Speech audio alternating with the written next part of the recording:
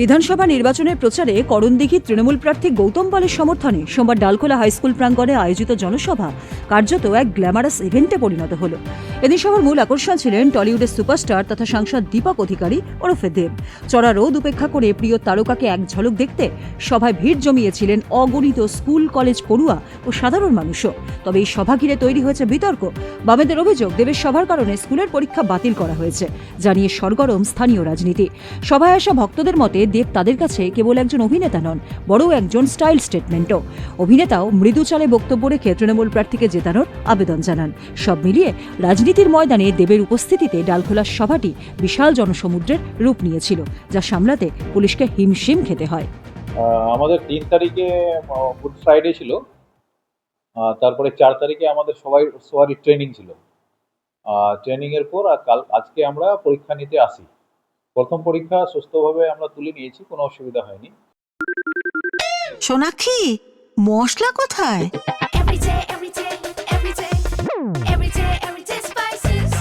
Everyday মশলা, দেশের স্বাদ।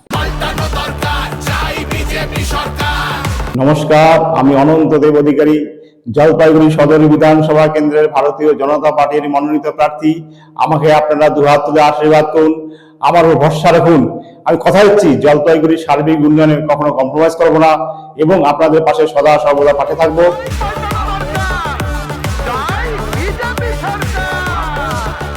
পরে থানা থেকে একটা লেটার পাঠানো হয়, যেটা হেডমাস্টারকে। হেডমাস্টার আজকে অ্যাবসেন্ট, ট্রেনিং এর জন্য উনি স্কুলে আসেননি। তো ওনাকে চিঠিটা পাঠানো হয়েছিল যে থানার একটা রিকোয়েস্ট আছে, অ্যাকোমোডেশনের জন্য ওরা রিকোয়েস্ট করেছে।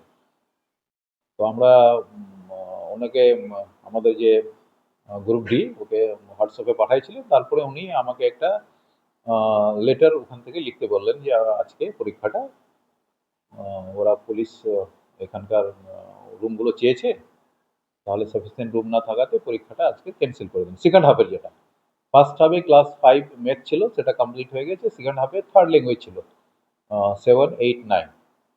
হেডমাস্টারের ওই চিঠির অনুযায়ী আমরা পরীক্ষাটা ক্যান্সেল করে দিয়েছি। আর আমরা এমনি 4টা, 4:30 পর্যন্ত স্কুলে ছিলাম, খোলা রেখেছি।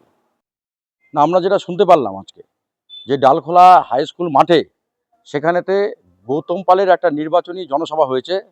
সেই জনসভায় আমরা যেটা জানলাম, শুনেছি যে সেখানেতে আজকে 2 শিফটে পরীক্ষা ছিল এবং সেই প্রথম শিফটের পরীক্ষা ডালখোলা হাই স্কুলে, এবং প্রথম শিফটের পরীক্ষা হয়েছে, সেকেন্ড শিফটকে বাতিল করা হয়েছে। যদি তা হয়, যদি এটা আমাদের কাছে সেই তথ্য প্রমাণ আসে, তাহলে আমরা তার বিরুদ্ধে বৃহত্তর আমরা মুভমেন্টে যাব এবং ওই নির্বাচন কমিশনের আমরা দ্বারস্থ হব। দেখুন, রাজনীতিক এখন তো বর্তমানে ইলেকশন চলে এসছে, হবে সভা হবে, সবই ঠিক আছে, কিন্তু বিষয়টা হচ্ছে ছাত্রছাত্রী স্টুডেন্টসদের ভবিষ্যৎ নিয়ে খেলা করে তো এইসব রাজনীতিক জিনিস হয় না। বিশেষ করে করণদিঘি, যেখানে আমাদের বিশেষ করে স্কুল ড্রপ আউট সব থেকে বেশি, কলেজ বলতে কলেজ ড্রপ আউটও সব থেকে বেশি, সেখানে ধ্যান রেখে আমাদের যখন পরীক্ষা চলছে, পরীক্ষার মানে একটা ক্লাস 5 আর ক্লাস 8 এর পরীক্ষা ছিল। আমি দেখতে পেরেছি ভিডিওর মধ্যে যে বিভিন্ন স্টুডেন্টসরা তাদের স্কুল থেকে বের করে দেওয়া হয়েছে, বের করে মানে পরীক্ষাটাকে বা রসতলে পাঠিয়ে তারা দেবকে নিয়ে আসছে।